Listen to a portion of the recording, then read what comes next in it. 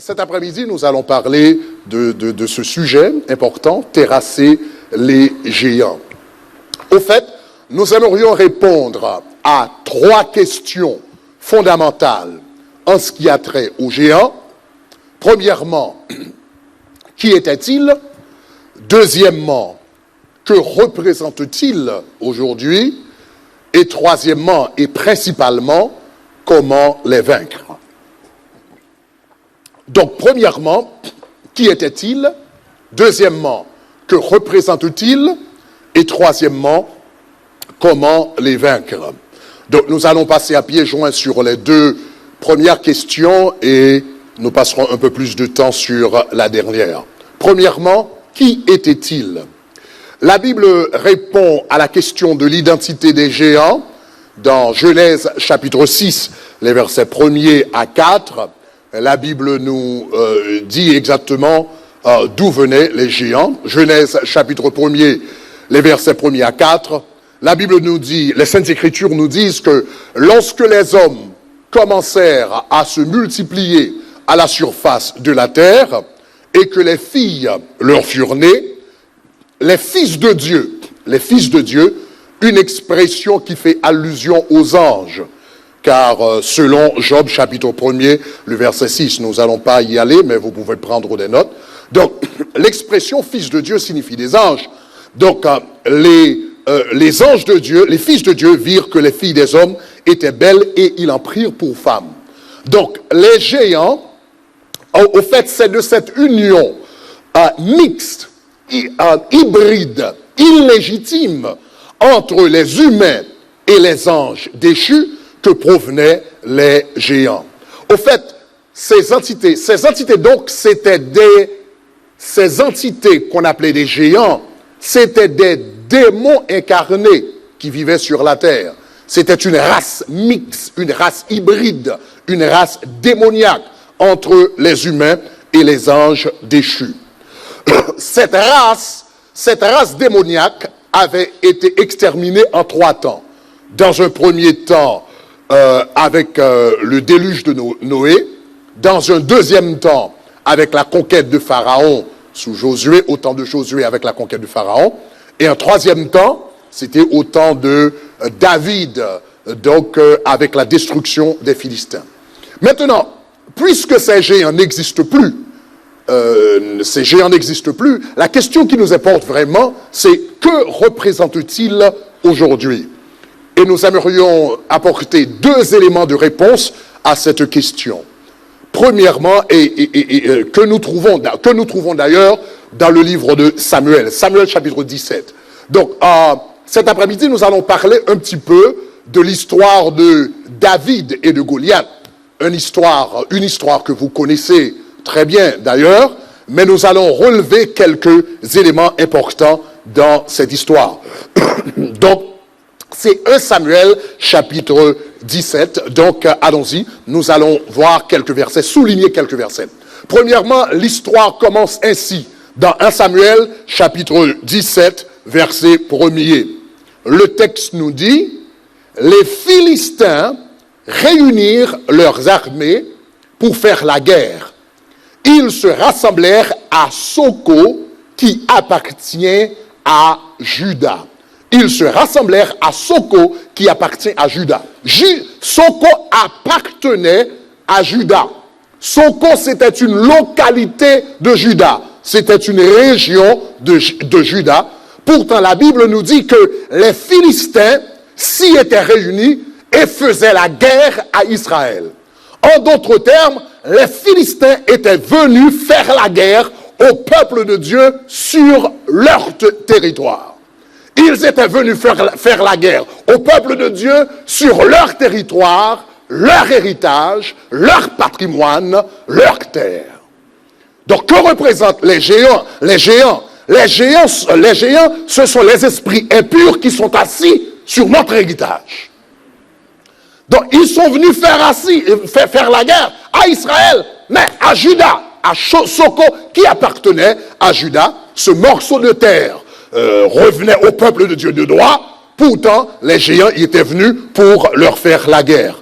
De la même manière, aujourd'hui, Satan et ses bandes de brigands font la guerre au peuple de Dieu, souvent ils nous font la guerre sur ce qui nous revient de droit, sur ce qui nous appartient légitimement devant Dieu, sur ce que Dieu nous a donné par le sacrifice du calvaire. Que quelqu'un dise Goliath dehors au nom de Jésus. Donc les Philistins représentent, les Philistins ou encore les géants représentent ces esprits impurs qui sont assis sur notre héritage.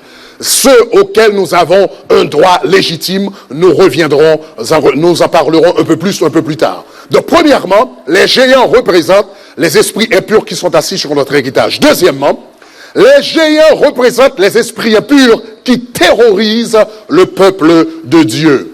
Si vous lisez bien le passage, vous allez vous rendre compte que Goliath inspirait la peur. Il inspirait la peur. Il inspirait la peur par son apparence et il inspirait la peur par ses propos. Il inspirait la peur par son apparence, il inspirait la peur par ses propos. La Bible nous dit, dans le texte que nous avons fait dans 1 Samuel chapitre 17, donc les versets 8 à 10, la Bible nous dit que Goliath faisait 6 coudées et 1 empan de hauteur, ce qui équivaut à 3 mètres 5 de hauteur. 3 mètres 5 de hauteur. Les Juifs étaient généralement de petite taille, donc un homme qui fait 3 mètres 5 de hauteur représente définitivement un géant pour un Juif. Donc c'était un géant. Et comme si cela ne suffisait pas pour effrayer le peuple de Dieu, la Bible dit qu'il portait un casque d'airain, il portait une cuirasse d'airain, il portait un javelot d'airain et une lance de fer. Tout cela donnait l'impression que le géant était invincible. Goliath intimidait par son apparence. Si Goliath intimidait par son apparence, il terrorisait par ses propos. Il y avait non seulement son apparence qui intimidait, mais ses propos également. À travers ses propos, il terrorisait le peuple de Dieu. La Bible nous raconte, 1 Samuel chapitre 17, les versets 8 à 10 nous rapportent les propos de Goliath, ses propos intimidants. La Bible nous dit, dont je vous lis le texte, la Bible dit, le Philistin s'arrêta, s'adressant aux troupes d'Israël rangées en bataille, et dit, pourquoi sortez-vous pour vous ranger en bataille? Ne suis-je pas le Philistin? N'êtes-vous pas des esclaves de Saül? Choisissez un homme qui descende contre moi. S'il peut me battre et qu'il me tue, vous serons assujettis. Si je l'emporte sur lui, je le tue, vous nous serez assujettis, je m'excuse. Vous nous servirez. Le Philistin dit encore, je jette un défi à l'armée de l'Éternel. Donnez-moi un homme et nous nous combattrons ensemble. La Bible nous dit que Goliath tenait ses propos chaque jour, pendant de jour et de nuit, pendant 40 jours. Pendant 40 jours et 40 nuits, il répétait les mêmes choses et terrorisait le peuple de Dieu. Chers amis, laissez-moi vous dire que l'une des tactiques les plus efficaces du diable, c'est la peur. La peur. Voilà pourquoi dans 1 Pierre chapitre 5, le verset 8, Satan est appelé un lion rugissant. Pourquoi rugit-il? Le rugissement, c'est quoi? C'est le bruit du lion. Pourquoi Satan rugit-il? Il rugit pour inspirer la peur. Imaginez un moment, un petit lapin qui se retrouve face à face avec un lion. Le lion est plus fort, le lion a un avantage. Il est plus fort que lui, beaucoup plus fort que ce petit lapin. Mais cependant, le petit lapin a un avantage. Il est plus petit, il peut facilement entrer dans un trou, courir et entrer dans un petit trou. Donc, que fait le lion? Le lion rugit. Et quand il rugit, il paralyse ce petit lapin-là, qui aurait pu courir et s'enfuir dans un trou. Donc, Satan, parfois, il rugit pour nous paralyser. Il rugit pour nous terroriser. Il rugit pour que nous puissions perdre le contrôle. Parce que lui, il a un avantage, il est un ange déchu, mais nous avons un plus grand avantage, nous sommes nous sommes assis dans les lieux célestes en Christ, au-dessus de toute domination, toute autorité, tout nom qui peut être nommé dans le siècle présent et dans le siècle à venir. Donc, pour que nous exercions pas notre autorité, lui, qu'est-ce qu'il fait? Il rugit. Et quand il rugit, nous nous laissons emporter par la panique et nous n'utilisons pas cette autorité que Dieu nous a donnée au nom de Jésus-Christ, mais que quelqu'un dise, je réprime la peur au nom de Jésus de Nazareth. Alléluia de Nazareth. La peur est réprimée dans notre vie au nom de Jésus. Donc voilà, les gens, tout Israël avait peur. Goliath inspirait la peur au pays, inspirait la peur au roi, inspirait la peur à l'armée. Et il y a un petit garçon, lui, qui est venu, qui s'appelle David. Il est venu et il a remporté la victoire.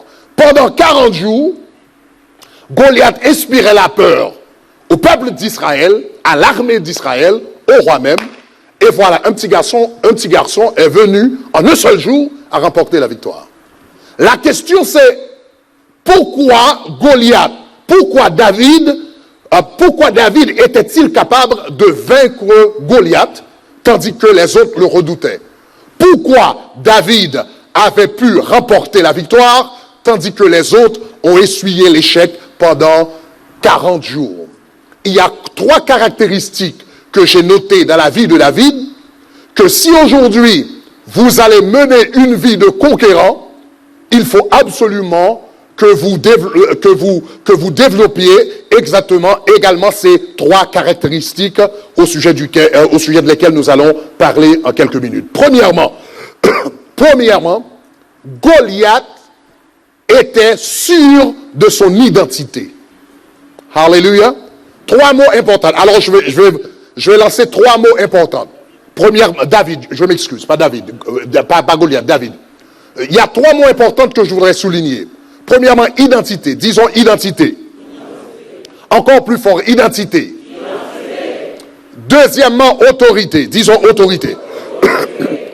Troisièmement, maturité. Disons maturité. 3 mots importants. Premièrement, identité. Deuxièmement, autorité. Troisièmement, encore, premièrement, identité. Deuxièmement, autorité. Troisièmement, premièrement, David était sûr de son identité. Remarquez, si vous lisez le passage dans le contexte, vous allez voir dans 1 Samuel chapitre 1er, les versets 1er jusqu'à 11 parlent de la défaite du peuple de Dieu. Les 11 premiers versets parlent de défaite. Mais le verset 12 qui introduit la victoire, parle premièrement de l'identité de David. Donc, encore, c'est 1 Samuel 17, les 11 premiers versets parlent de défaite, et puis voilà, le verset 12 commence ainsi. Or, alors je vous lis le verset 11 pour vous mettre dans le contexte. Dans le verset 11, il est dit, Saül et tout Israël entendirent ces paroles du Philistin, et ils furent effrayés et saisis d'une grande crainte. C'est avec ces mots que finit cette partie-là qui parle de la peur d'Israël. Et maintenant au verset 12, le verset 12 commence, or, mais David était fils de cet Éphratien de Bethléem, de Juda, nommé Isaïe, qui avait 8 fils, etc., etc., etc. Le verset qui introduit la victoire commence tout d'abord avec l'identité de David. Qui était-il? C'était David, fils d'Isaïe, cet Éphratien de Bethléem en Juda. David était sûr de son identité. Il était bien imbu de sa lignée familiale. Il était bien imbu de sa lignée, de sa race, de son origine. Il savait que son père, son grand-père, son arrière-grand-père, tous appartenaient à la tribu d'Éphraïm. Maintenant vient la question. Pasteur Greg, quelle est l'importance, quelle est la particularité de cette tribu-là, la tribu d'Éphraïm? Il était imbu de sa lignée, de sa race. Quelle était la particularité de cette lignée? Quelle était la particularité de cette race? David savait, la race d'Éphraïm, c'était une race. La lignée d'Éphraïm. La lignée d'Éphraïm. La tribu d'Éphraïm. La race d'Éphraïm, si j'ose dire, c'était une lignée de conquérants. Ils étaient tous dans les gènes de David. Il portait le conquérant en lui. C'est ce gène de conquérant, il l'avait. La lignée d'Éphraïm, c'était une lignée remplie de conquérants. Premièrement, Josué, qui a fait la conquête de Canaan, était un Éphratien. Josué, qui a fait la conquête de Canaan, était un Éphratien. Josué chapitre 19, si vous voulez voir, Josué chapitre 19, les versets 49 et 50. Je vous lis le texte. Josué chapitre 19, les versets 49 et 50. Lorsqu'ils eurent achevé, nous dit la Bible, de faire le partage du pays, d'après ses limites, les enfants d'Israël donnèrent à Josué, fils de Nun, une possession au milieu d'eux. Selon l'ordre de l'Éternel, ils lui donnèrent la ville qu'il demanda de Timnath-Séra, de la montagne, où ça? De la montagne d'Éphraïm, il rebâtit la ville et en fit sa demeure. Donc, vous vous rappelez dans l'Ancien Testament que chacun recevait un héritage d'après sa tribu. Donc, le fait qu'il a reçu un héritage sur la montagne d'Éphraïm voulait dire que Josué était un Éphratien. Donc David savait qu'il était sorti d'une lignée de conquérants. Josué le conquérant était un Éphratien. Samuel, le grand juge en Israël, qui a conquéri les Philistins durant sa génération, c'était un Éphratien. Dans 1 Samuel chapitre 7, le verset 13, alors le livre de Samuel, dans 1 Samuel chapitre 1er, verset 1er, alors juste pour noter l'origine, alors c'est 1 Samuel chapitre 1er, le verset 1er, tout d'abord, 1 Samuel chapitre 1er, verset 1er, le livre commence avec ces mots. Il y avait un homme de Rama, Taïm, Sophim, de la montagne d'Éphraïm, nommé Elkana, fils de Jéroboam, d'Élihu, etc., etc. Et c'est cet homme-là qui va donner naissance à Samuel. Ça va? Donc Samuel, c'était un Éphratien. Et durant le règne de Samuel, la Bible nous dit dans 1 Samuel, chapitre 7, que les Philistins avaient occupé Israël pendant 20 ans. Ils ne pouvaient pas briser le jour de la servitude. Et la Bible nous dit qu'un jour, Samuel prit un agneau au lait, l'offrit en sacrifice, en holocauste à l'Éternel. Et l'Éternel l'exauça ce jour-là, dans 1 Samuel chapitre 7. Et pendant qu'il offrait l'holocauste, la parole de Dieu nous dit que les Philistins sont venus attaquer Israël et l'Éternel fit retentir un tonnerre du haut des cieux, mis en déroute les Philistins, et ils ont gagné la victoire ce jour-là. C'est pourquoi ils ont appelé ce lieu Ebenezer. Jusqu'ici, l'Éternel nous a secourus. Ça va? Samuel était un Éphratien. Jéroboam, dans la Bible, alors je vous donne seulement la référence, 1 Roi chapitre 12 verset 20, Jéroboam c'était un autre Éphratien.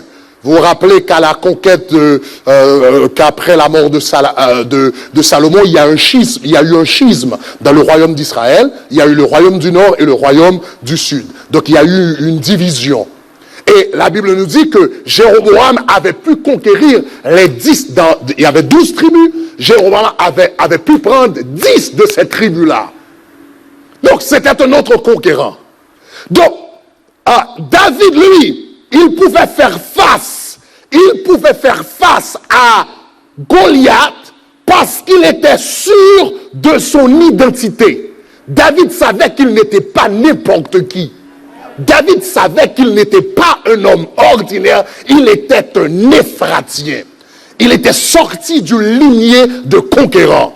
Il était sorti d'une race de conquérants. Il était issu d'une famille de conquérants.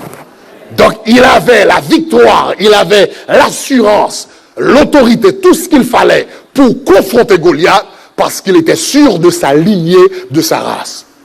Et laissez-moi vous dire, j'ai une bonne nouvelle pour vous. David était de la race d'Éphraïm. Mais vous et moi, en Jésus-Christ, oh my goodness, nous ne sommes pas de la race d'Éphraïm, nous ne sommes pas de la race de Judas, nous ne sommes pas de la race de Lévi, nous ne sommes pas de la race de Siméon. L'apôtre Paul dit, nous sommes de la race de Dieu. Oh, God grace. Nous sommes de la race. Dis à ton voisin, tu es de la race de Dieu, tu es de la race. Aïe, aïe, aïe, aïe, aïe, aïe. Nous sommes de la race de Dieu. L'apôtre Paul dit dans Actes des Apôtres, chapitre 7, les versets 28 et 29, un si beau passage de l'Écriture. En lui, nous avons la vie, le mouvement, l'être. Ce qu'ont dit nos pères, de lui, nous sommes la race. Et l'apôtre Paul continue. Ainsi, donc, étant donc de la race de Dieu, nous ne devons pas croire que la divinité est semblable à de l'or, de l'argent, etc. Que quelqu'un dit, je suis de la race de Dieu. Je suis de la race de Dieu. Dire que je suis de la race de Dieu veut dire que je ne suis pas un homme ordinaire, je suis un homme extraordinaire. Je ne suis pas un homme naturel, je suis un homme surnaturel.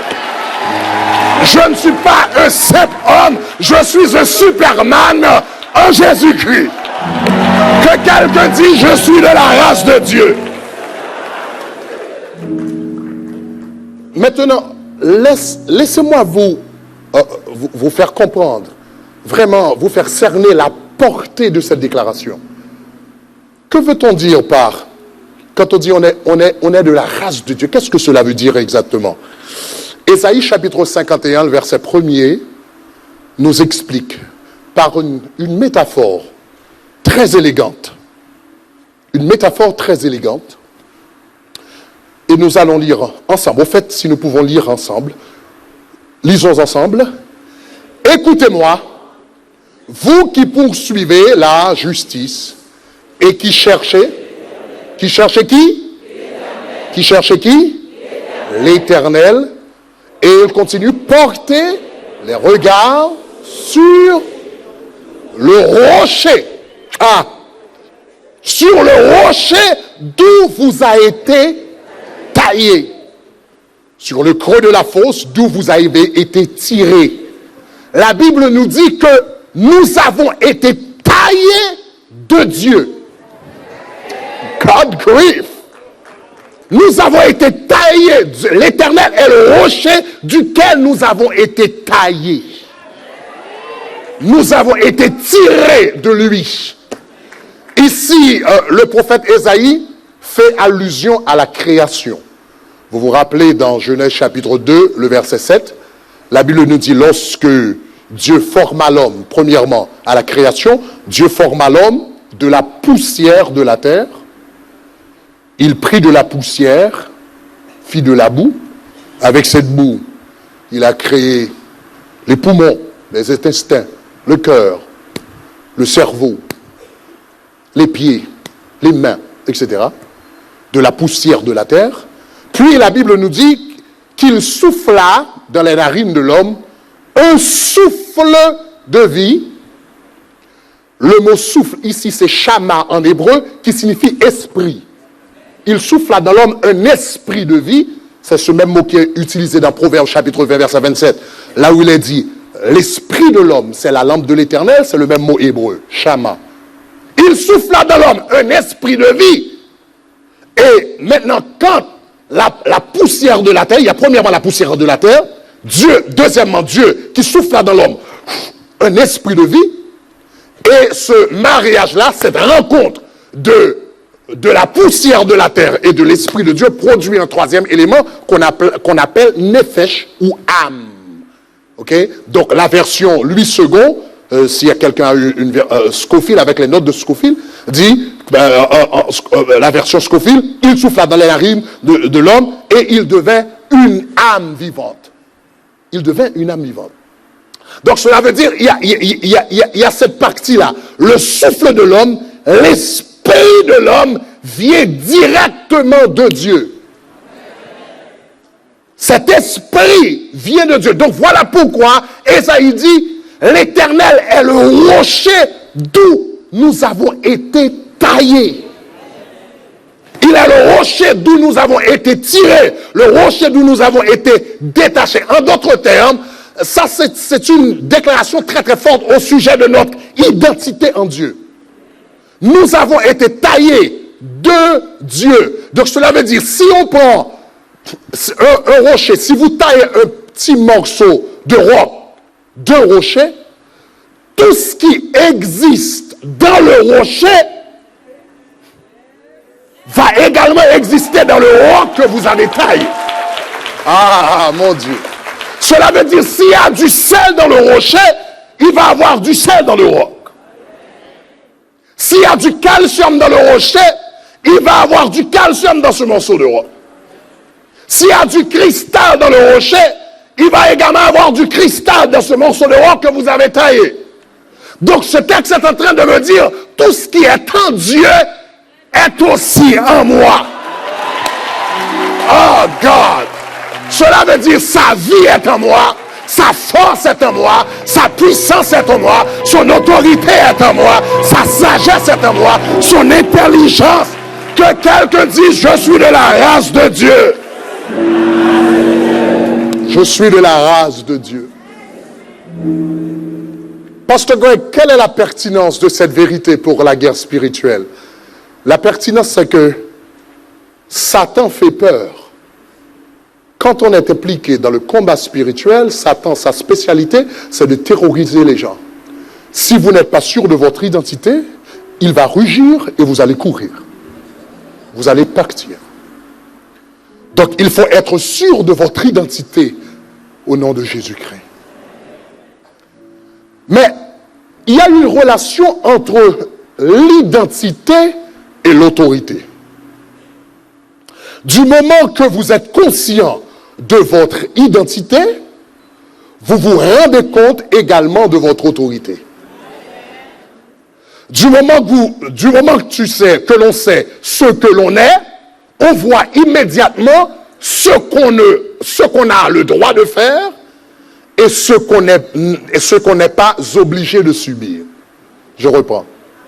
Du moment que l'on sait qui l'on est, on voit automatiquement, rapidement, ce qu'on a le droit de faire et ce qu'on n'est pas obligé de subir. Ça, c'est l'autorité. Il y a une relation entre l'identité et l'autorité. David était non seulement conscient de son identité, mais son identité, cette conscience-là, l'a amené à se rendre compte de son autorité. Il était Éphratien de Juda, il n'était pas n'importe qui. Donc, remarquez, le texte dit que David, remarquez, vous vous rappelez dans 1 Samuel 17, verset 1er, la Bible nous dit que Goliath était venu à Soko sur la terre de Juda pour terroriser les Israélites, pour terroriser le peuple de Dieu. Et le verset 12 nous dit que David, lui, était de Bethléem en Juda. Donc, David dit, je suis David. C'est l'identité. De Bethléem en Juda, c'est l'identité. Et cet homme est de Phénicie, et il est un Philistin, et il est venu en Juda pour se moquer de moi sur ma terre, mon héritage, mon territoire, mon patrimoine. Je ne suis pas obligé de tolérer ce genre de moquerie. Aïe, aïe, aïe. Ah, touche ton voisin, dis, tu n'es pas obligé. Tu n'es pas obligé de subir les moqueries du diable. Tu n'es pas obligé de prendre les humiliations du diable. Tu n'es pas obligé de prendre les défaites du diable. Donc, du moment, il dit, moi, je suis David. Je suis David de Bethléem en Juda, et cet homme-là est sur ma terre, sur mon héritage, sur mon territoire. Donc, il posa cette question d'autorité. Qui est cet incirconcis? Je suis David, je suis sur ma terre, sur mon héritage, sur mon... Et toi, qui es-tu? Ça, c'est l'autorité. C'est toi. Qui es-tu? Je suis David. Je suis sur ma terre, mon héritage, mon territoire, mon... Mais toi, qui es-tu? Ça, c'est l'autorité. L'identité est liée à l'autorité. Du moment que l'on sait qui on est en Christ, on sait ce qu'on peut faire, ce qu'on est capable de faire, et ce qu'on n'est pas obligé de subir. L'autorité, qui es-tu? Chers amis, je voudrais vous faire savoir que nous avons notre héritage en Jésus-Christ est grand. Ah, la santé, c'est notre héritage en Jésus-Christ. Je dis la santé, c'est notre héritage. Je répète, la santé, c'est notre héritage. Je le redis, la santé, c'est notre héritage. Car l'Éternel dit dans sa parole, je souhaite que tu prospères à tous égards et que tu sois en bonne santé. La parole de Dieu dit, il a été blessé pour nos péchés, brisé pour nos iniquités. Le châtiment qui nous donne la paix est tombé sur lui et par ses meurtrissures nous sommes guéris. La parole de Dieu dit, mon âme bénit l'Éternel.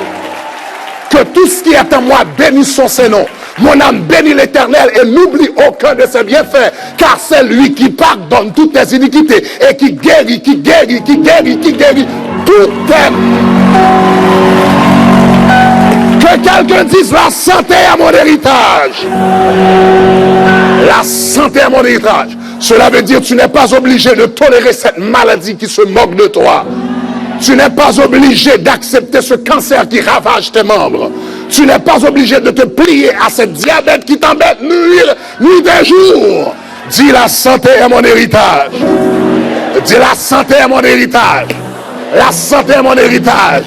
Dis à ton voisin, la santé est ton héritage. Au nom de Jésus de Nazareth. Au nom de Jésus de Nazareth. Sous cette onction, je condamne toute forme de cancer dans ce lieu, au nom de Jésus de Nazareth. Je condamne toute forme de tumeur dans cette salle ce soir, au nom de Jésus de Nazareth. Je condamne toute forme de rhumatisme, au nom de Jésus.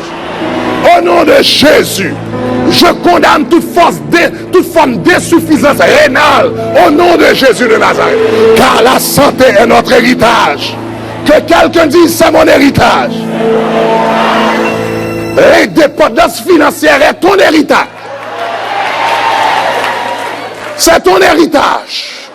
Goliath ne peut pas venir et te terroriser sur ta terre, sur ton patrimoine. Non, c'est ton héritage. Tu n'es pas obligé de vivre de la pauvreté. Tu n'es pas obligé de vivre dans l'insuffisance. Tu n'es pas obligé de vivre dans le manque. C'est ton héritage. Que quelqu'un dise, c'est mon héritage. Ah, comment le sais-tu, pasteur Greg? Car il est écrit, tu seras béni dans les champs, tu seras béni dans la ville. Tu seras béni à ton départ, tu seras béni à ton arrivée. Ah, ton sol sera béni, ton fruit sera béni, ton menu bétail sera béni. Que quelqu'un dise, la prospérité c'est mon héritage. Ah, au nom de Jésus de Nazareth, nous condamnons toute forme de pauvreté dans ce lieu, au nom de Jésus. Nous condamnons toute forme de blocage économique dans ce lieu, au nom de Jésus. Ah, ton héritage est grand, mon frère. Le salut de tes proches, c'est ton héritage. Le salut de ton mari, le salut de tes enfants, le salut de ta soeur, le salut de ta famille, c'est ton héritage.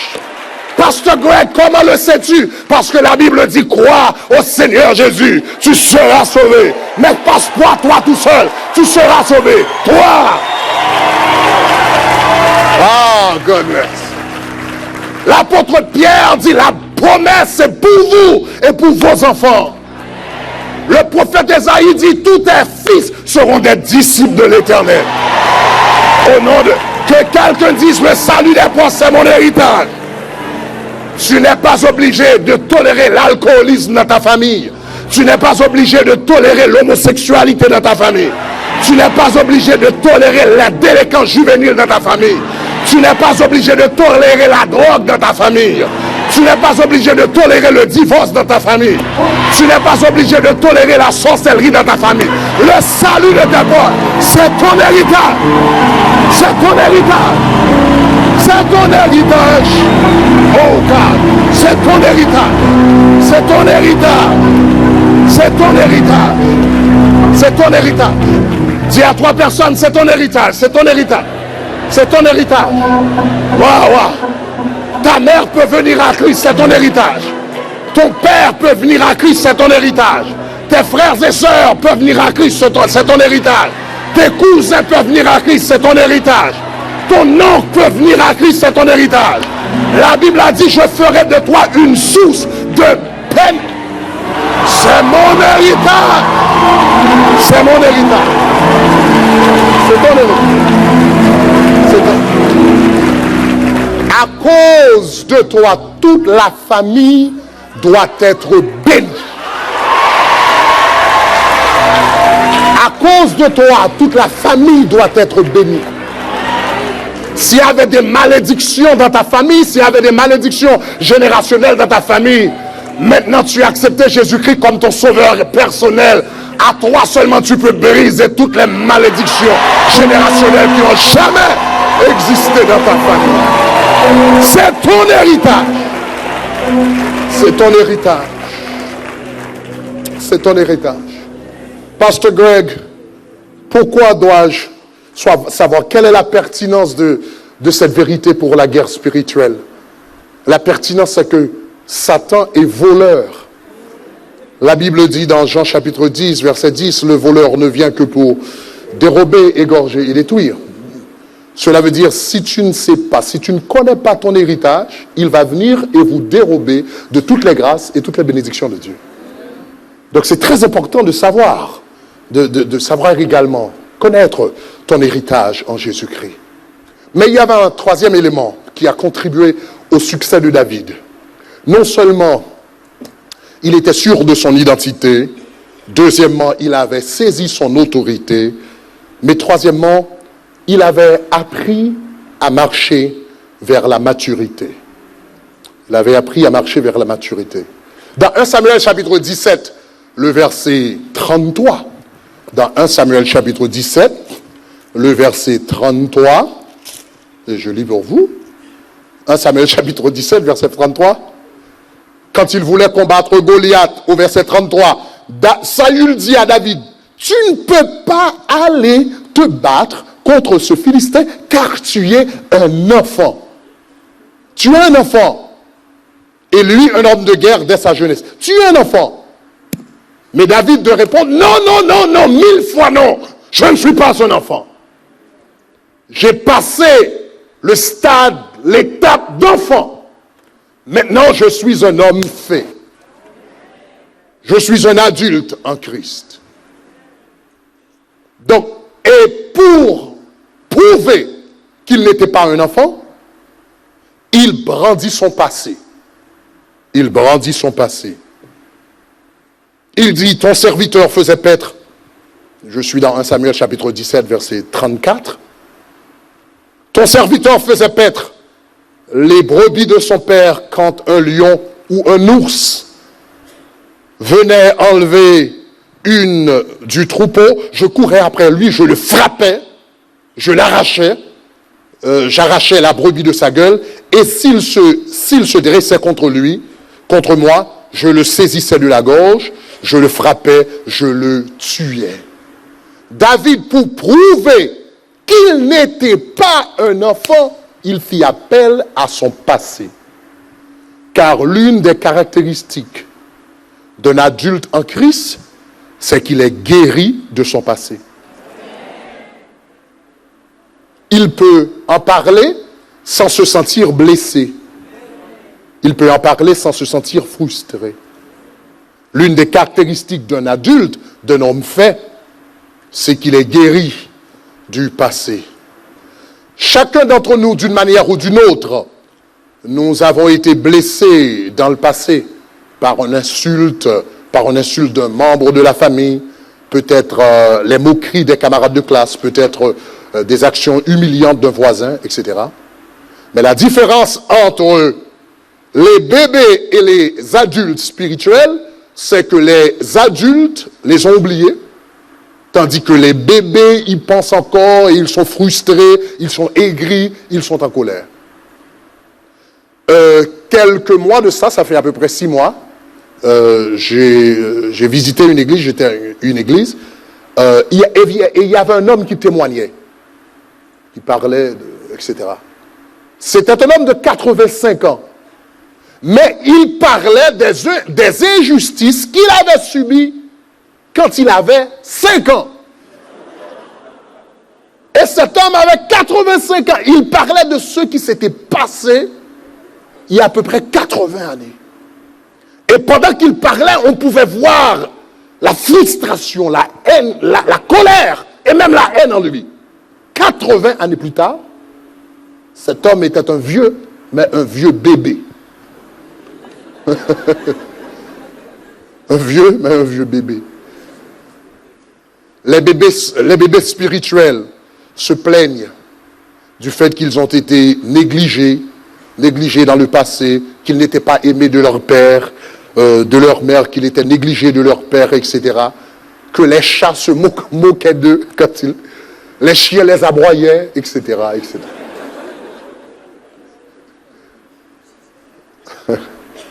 Mais remarquez, les bébés spirituels pensent à ces choses. Les adultes, ils tournent le dos. Donc ils y tournent le dos. Et c'est exactement ce que David avait fait. Vous voyez, David avait toute raison à être, avait des raisons légitimes à être frustré ou encore rester frustré de son passé. La Bible ne nous parle pas de la mère. La Bible ne mentionne jamais qui était la mère de David. On ne sait pas son nom, on ne sait rien d'elle. On a l'impression que c'est quelqu'un qui est né en dehors du mariage. On ne sait rien de sa mère. Lorsque Samuel était venu oindre l'un des fils d'Isaïe pour la royauté en Israël, la Bible dit qu'il a passé en revue tous les fils d'Isaïe. Et Isaïe, lui, son père, avait oublié que David existait. Il était oublié de son propre père. Il avait toutes les raisons à être frustré de son passé. Les tâches les plus humbles, les plus dénigrantes, humiliantes, étaient reléguées à David. Et dans son travail, il rapporte ici qu'il était attaqué par des lions, des ours, etc. Dans la société d'aujourd'hui, le cas de David aurait été carrément qualifié de maltraitance infantile. Un enfant qui est oublié de son père et qui est attaqué par des lions, c'est de la maltraitance. Mais cependant, David, lui, quand il a regardé en arrière, il n'a pas vu un homme qui était abandonné, un jeune homme qui était abandonné. Il n'a pas vu un jeune homme qui était abusé. Il n'a pas vu un jeune homme qui était rejeté. Il n'a pas vu un jeune homme qui était humilié. Il a vu un homme qui était en préparation pour diriger l'armée de l'Éternel. Ah, c'était un signe qu'il était guéri de son passé. Et laissez-moi vous dire les choses qui sont arrivées dans votre vie. Laissez-moi vous dire, chers amis, Dieu ne les a pas laissés arriver pour vous handicaper, pour vous meurtrir, pour vous faire du mal. Mais c'est au fait, il permet que certaines choses arrivent pour qu'il puisse nous préparer pour le lendemain, pour notre destinée, pour ce qu'il a en héritage et en partage pour nous. Donc, David, c'est ce moment de préparation-là, puisque David avait fait la guerre au lion, il avait combattu des ours dans les forêts. Quand Goliath était venu devant lui, il dit ça, c'est un jeu d'enfant. Parce que j'ai combattu des lions. Si je peux combattre des lions, je peux certainement combattre cet homme. C'était un moment de préparation. Parfois, Dieu nous forge à travers les moments difficiles. Et je vais vous dire quelque chose d'autre. Parfois, Dieu nous forge même à travers de nos erreurs. À travers les erreurs, les faiblesses humaines, Dieu nous forge. Il y a des choses qu'il aurait pu prévenir, mais il les laisse passer pour nous former. Je voudrais vous lire un verset de la Bible. Au fait, ce n'était pas dans mes notes, mais c'est tellement important. C'est Hébreux chapitre 7. 5, voilà. Ça, c'est, si vous voulez, y aller avec moi, parce que c'est tellement fort, et je pense que Dieu veut que je partage ce verset avec vous, et c'est pour quelqu'un dans cette congrégation. Au fait, c'est chapitre 5. Hébreux chapitre 5. Il y a certains d'entre vous qui vous avez honte de votre passé, de ce qui est arrivé dans votre vie, de là où vous êtes tombé. Mais Hébreux chapitre 5, les versets 1er et 2, si vous voulez lire avec moi, si vous avez votre Bible, lisez avec moi. En effet, tout sacrificateur pris au milieu des hommes est établi pour les hommes dans le service de Dieu, afin de présenter des offrandes et des sacrifices pour leurs péchés. Et remarquez le verset 2. Les versets 2 et 3. Il peut avoir de la compréhension pour les ignorants et les égarés, puisque la faiblesse est aussi son partage. Verset 3. C'est à cause de cette faiblesse qu'il doit offrir des sacrifices pour ses propres péchés et pour ceux du peuple. Et verset 4, nul ne s'attribue cette dignité s'il n'est appelé de Dieu. Remarquez au verset 2, la Bible nous dit qu'un ange ne pouvait pas être un sacrificateur.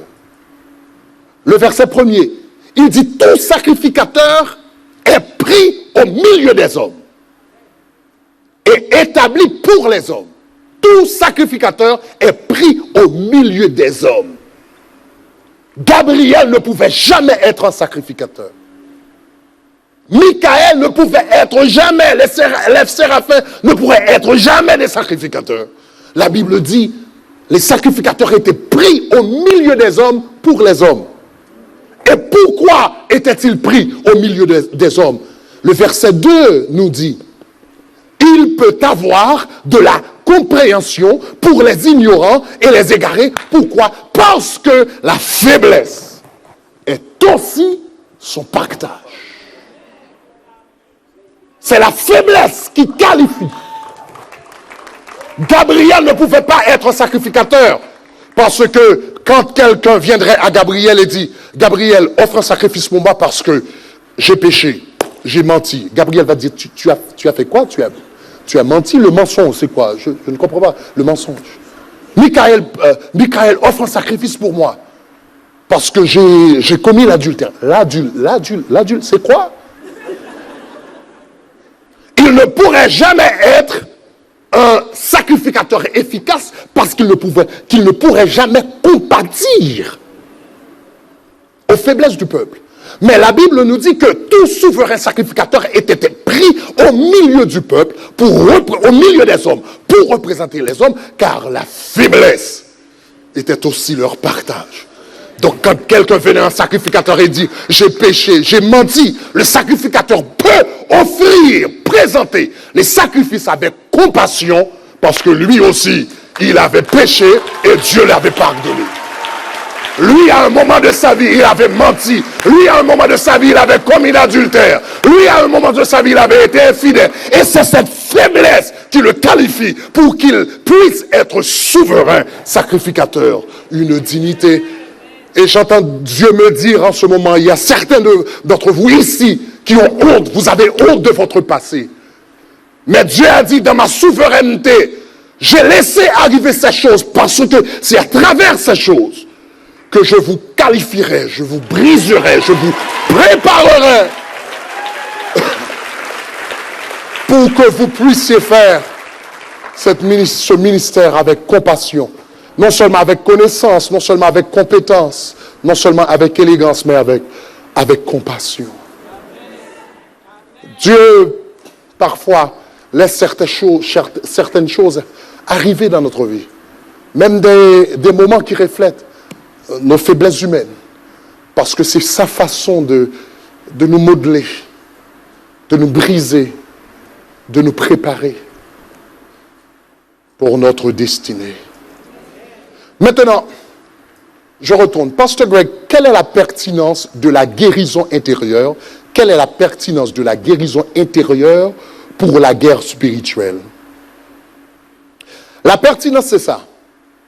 Il y a certains esprits démoniaques qui se nourrissent de l'état émotionnel d'un homme ou d'une femme. Certains esprits démoniaques se nourrissent, ils s'alimentent de l'état émotionnel d'un homme. Il y a certains démons, plus qu'on est déprimé, plus qu'on est triste, plus qu'on est en colère, plus ils sont forts. Et ils peuvent sérieusement opprimer la vie de quelqu'un si on les ouvre des portes. Je voudrais vous montrer un verset très intéressant à cet égard. 1 Samuel chapitre 16, le verset 23. Pour vous montrer la relation qui existe entre l'état émotionnel de quelqu'un et la guerre spirituelle. Ces deux choses sont liées. Vous ne pouvez pas mener sérieusement vos combats spirituels si vous n'êtes pas guéri émotionnellement. Il y a une relation. S'il n'y a pas cette guérison intérieure, cette faiblesse intérieure, les blessures intérieures vont constituer une faiblesse considérable. Remarquez, dans 1 Samuel, chapitre 16, verset 23, dans 1 Samuel, chapitre 16, verset 23, nous lisons ensemble.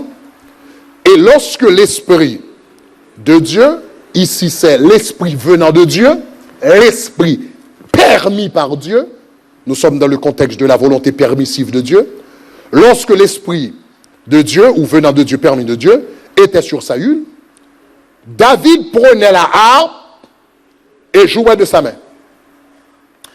Et Saül respirait plus à l'aise et se trouvait soulagé. Et le mauvais esprit se retirait de lui. Prêtez attention ici. La Bible nous dit que quand Saül a perdu le trône, il était rempli de jalousie, d'envie, de haine, de frustration, de colère. Ok? Tout ça, ce sont des ordures qu'il portait à l'intérieur de lui-même. Et ça a attiré un mauvais esprit, la Bible nous dit. Et la Bible dit, à chaque fois que ce mauvais esprit-là se saisissait de Saül, David prenait la harpe et jouait.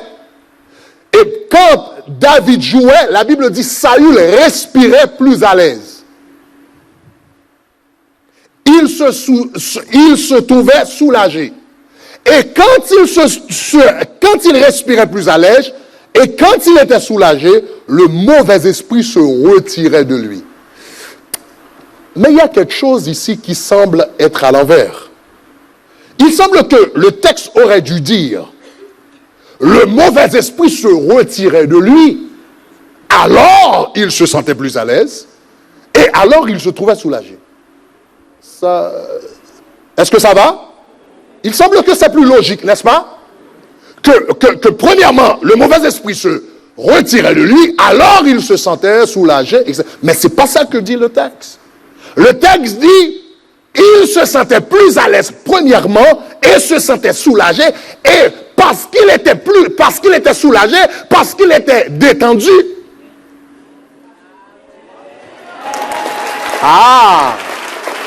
Parce qu'il était soulagé, parce qu'il était détendu, parce qu'il respirait à l'aise, alors le mauvais esprit, qu'est-ce que cela veut dire? Cela veut dire que ce mauvais esprit-là s'alimentait de l'état émotionnel de Saül. Voilà pourquoi la guérison intérieure joue un rôle très important dans le combat spirituel. Car il y a certains esprits, il y a certains démons qui s'alimentent. Il y a certains démons qui se nourrissent de l'état émotionnel, qui se nourrissent de la dépression, qui se nourrissent de la colère, qui se nourrissent de la frustration, qui se nourrissent de l'envie, qui se nourrissent de la tristesse. Voilà pourquoi il est écrit dans la Bible, la joie de l'Éternel. Dans ce combat, la joie de l'Éternel sera ta force. Donc David était guéri émotionnellement. Il pouvait parler de son passé. On sait qu'on est guéri émotionnellement quand on peut parler de son passé sans se sentir, comment dirais-je, se sentir blessé. On peut parler de ce qui s'est arrivé, mais on ne ressent plus les douleurs qu'on sentait auparavant. On sait qu'on est guéri. Donc, David, lui, il avait appris à développer la maturité. Je suis sûr et certain que ça lui avait pris un peu de temps pour pouvoir parler du passé et sans se sentir offensé de tout ce qui était arrivé. Mais il était arrivé à ce point-là. Et c'est à ce point-là qu'il pouvait vaincre Goliath. Il était guéri émotionnellement.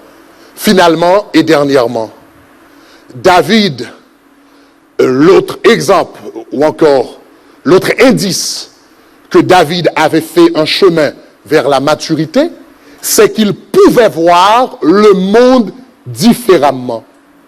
Il voyait le monde différemment de tous les autres. Donc, remarquez sa lecture de sa situation, de la situation. 1 Samuel chapitre 17, versets 38 et 39. La Bible dit, c'est ainsi que ton serviteur, il continue, c'est ainsi que ton serviteur a terrassé le lion et l'ours. Il en sera de même du Philistin, de cet incirconcis, comme l'un d'eux, qui a insulté l'armée de l'Éternel. Et le verset 48 m'intéresse. Nous concluons avec ce verset. Le verset 48 m'intéresse.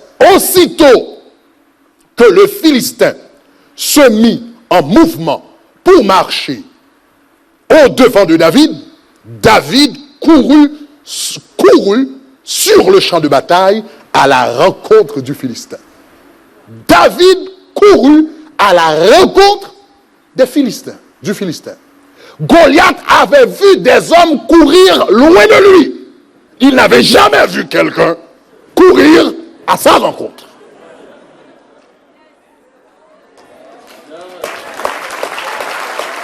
Il n'avait jamais vu quelqu'un courir à sa rencontre.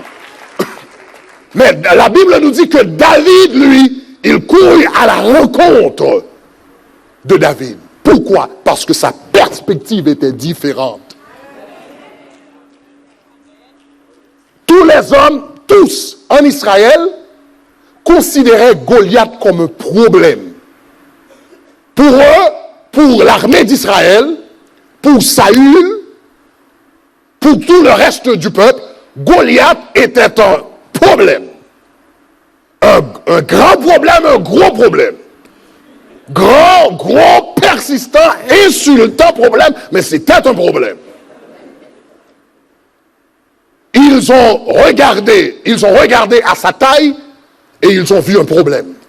Ils ont regardé à ses muscles et ont vu un problème. Ils ont regardé à sa cuirasse d'airain et ont vu un problème. Ils ont regardé à la qualité de ses armes et ont vu un problème. Ils ont regardé à ses années d'expérience dans la guerre et ils ont vu un problème.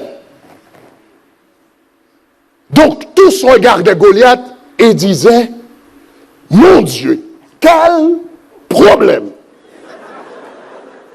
Regarde-moi ça. La hauteur de ce problème. La taille de ce problème. Les muscles de ce problème. Tous regardaient Goliath et voyaient un problème. Mais David, lui, il est venu il regarde Goliath. Tout le monde dit quel problème, et David dit quel projet.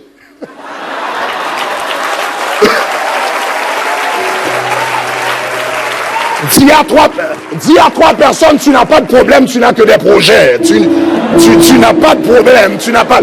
Donne une poignée de main à 3 personnes, tu n'as pas de problème, tu as seulement des.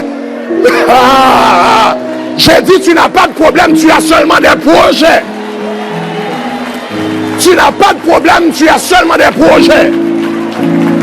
Cette situation n'est pas un problème, c'est un projet. Tu n'as pas un problème de maladie, tu as un projet de guérison. Tu n'as pas un problème de pauvreté, tu as un projet de prospérité. Tu n'as pas un problème de célibat, tu as un projet de mariage. Car la Bible dit que l'Éternel a 7000 hommes qui n'ont jamais fléchi le genou de Baba. Dis à ton voisin, j'ai un projet. Dis à quelqu'un d'autre, j'ai beaucoup de projets, je n'ai pas de problème, je n'ai pas de problème dans ma santé, j'ai pas de problème dans ma famille, j'ai pas de problème dans mon ministère, j'ai pas de problème dans ma vie, j'ai pas de problème dans ma réputation, j'ai pas de problème au boulot, j'ai seulement des projets. Des projets. J'ai des projets en Jésus-Christ. Chers amis, laissez-moi vous dire, tous les grands hommes qui ont marqué l'histoire, ce sont des hommes qui ont vu des projets, tandis que le reste du monde voyait des problèmes. Tous les grands hommes qui ont marqué l'histoire, ce sont des hommes qui ont vu des projets, quand les autres, le commun des mortels, voyaient des problèmes, eux, ils voyaient des projets. Martin Luther King est devenu grand parce qu'aux États-Unis, tout le monde voyait un problème.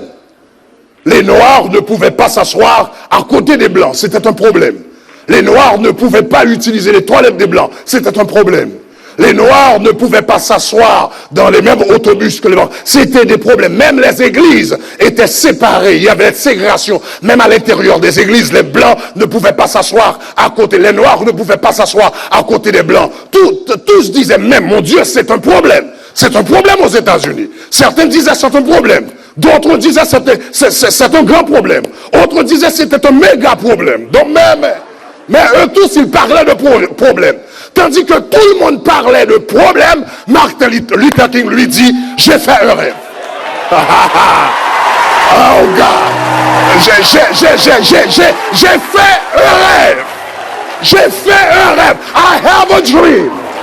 I have a dream. I have a dream.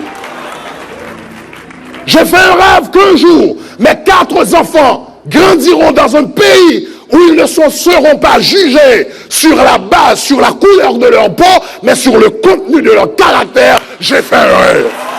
J'ai fait un rêve. J'ai fait un rêve. J'ai fait un rêve. Chers amis, c'est la mentalité du vainqueur.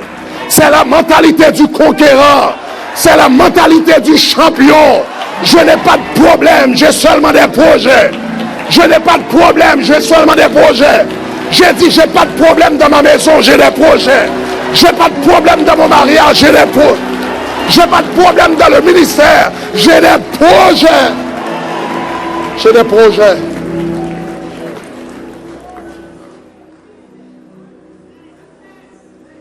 Quand le monde regarda Goliath, il vit un problème.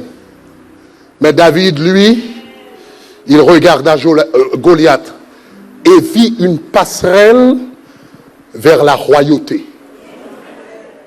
Il avait été consacré roi, mais il n'avait jamais été au palais. Vous vous rappelez, dans 1 Samuel chapitre 16, il avait été consacré roi. Mais il n'avait aucun accès au palais. Il n'avait aucun accès à la famille royale. Il n'avait aucun accès à l'armée. Donc tout le monde disait, quel problème. Mais lui, il disait, quel projet. Parce que si j'arrive à vaincre ce géant, je vais m'épouser à la fille du roi. Donc automatiquement, je vais avoir accès à la famille royale et je vais avoir accès au palais royal. Quel projet! Mon Dieu! Ça, c'est la mentalité du conquérant. C'est la vision du conquérant. C'est la perspective du conquérant. Conquérant.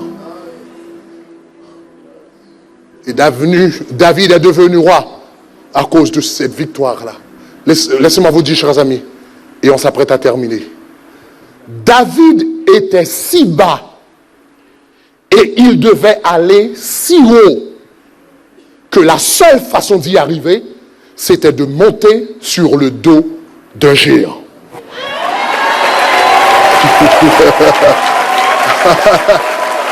David était si bas, il devait aller si haut que la seule façon d'y arriver, c'était de monter, de grimper sur le dos d'un géant. Ce géant, c'est ta promotion. Ce géant va t'amener à ta destinée. Ce géant va t'amener au plan de Dieu. Ce géant va concrétiser le rêve de Dieu pour ta vie. Tu vas monter sur le dos de géant. Tu vas grimper sur le dos de ce géant. Tu vas monter sur le dos de géant.